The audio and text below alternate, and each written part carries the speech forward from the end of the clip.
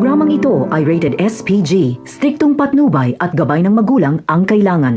Kabago-bago ni Marcelo sa kulungan ay makakalabas siya agad.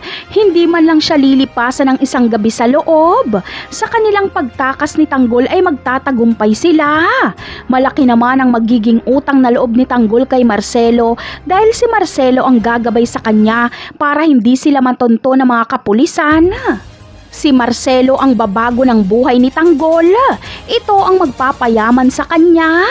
Mas lalo pa silang magiging sanggang dikit kapag malaman nilang pareho sila ng kalaban. Ito ay ang mga Montenegro. Sa tulong ni Ben ay malalaman nilang isang Montenegro ang napangasawa ni Mokang. Sakto ito sa layunin ni Marcelo. Dahil kaya siya nagbuo ng grupo na magagaling at matatapang dahil maghihiganti siya sa mga Montenegro.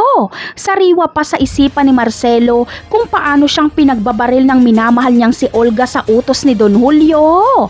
Kaya malaking tulong din sa kanya si Tanggol. Samantala, para makalapit sa mga Montenegro ay makikipagsosyo si Marcelo sa negosyo nila Ramon. Aangkat siya ng malaking halaga ng produkto. Papaniwalain nila si Ramon na maayos silang kanegosyo.